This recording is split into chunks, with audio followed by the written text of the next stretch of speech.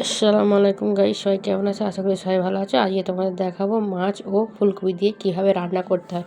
এখানে মাছে নুন আর হলুদ মাখিয়ে নিলাম। এখানে আমি ফুলকপিটা আগে একটু ভেজে নিয়েছিলাম হলুদ দিয়ে ভাবার পর আমি একটু কড়াই তেল দিয়ে একটু গরম করে একটু ভেজে নিলাম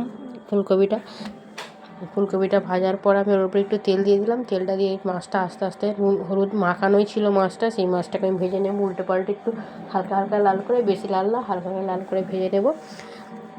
দেখতে পাচ্ছি এখন ভাজা হয়ে গিয়েছে, আমি তুলে নেব এক একটা করে। ওর উপরেই আবার তেল দিয়ে দিয়েছিলাম একটু, তেলের উপরে একটু আলুটা দিয়ে দিলাম। আলুটা একটু লাল একটু ভেজে নেবো হালকা হালকা করে। আমাকে ভাজা হয়ে গেছে দেখতেই পাচ্ছ। ওই তেলের উপরে আমি একটু জিরের ফোড়ন দিয়ে দিলাম, ফোড়ন দিয়ে একটা তেজপাতা দিলাম। তেজপাতা দেওয়ার পরে একটা পেঁয়াজ দিয়ে দেবো, পেঁয়াজ কুচি। দেখতে পাচ্ছ পেঁয়াজ কুচিটা আবার দিয়ে দিয়েছি। পেঁয়াজ কুচি একটু ভেজে নেব বাদামি কালারভাবে। তোমরাও এরকমভাবে প্রসেসে রান্না করবে, দেখবে খুব ভালো হয় ফুলকপি রান্না। ফুলকপি আর মাছ অবশ্যই একবার বাড়িতে করে দেখবে কেমন লাগে।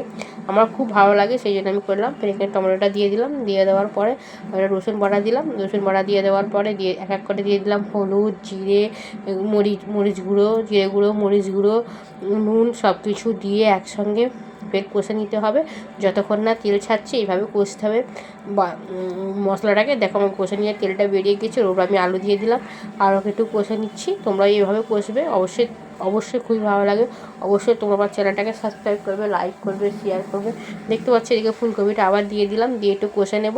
এইভাবেই কষতে হবে, ভালোভাবে কষে নিয়ে সব জায়গায় যেন মশলাগুলো লেগে যায়, এভাবেই রাঁধতে হবে, এভাবেই কষতে হবে। দেখতে পাচ্ছ আমি এদিকে সব দিকে ভালোভাবে কষছি, তোমরা এইভাবে কষে নেবে।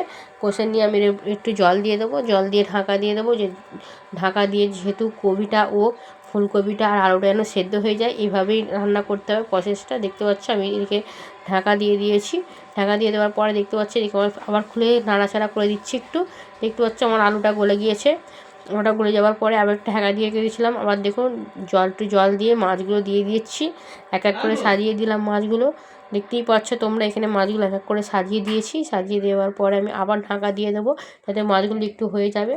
ওর সাথে হয়ে যাওয়ার পরে আমি ওর উপরে দিয়ে দেবো একটু ধনেপাতা কুচি দিয়ে দেওয়ার পরে একটা দিয়ে দেবো কাঁচা লঙ্কাটা দিয়ে একটু ঢাকা দিয়ে দেবো। দেখতেই পাচ্ছ আমার কি সুন্দর রান্নাটা হয়ে গিয়েছে।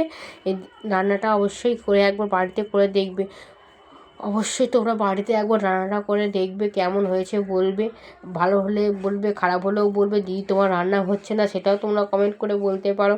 অবশ্যই তোমরা আমার চ্যানেলটাকে সাবস্ক্রাইব করবে, লাইক করবে, শেয়ার করবে। আর আমার তরফ থেকে তোমাদের সবাইয়ের ভালোবাসা।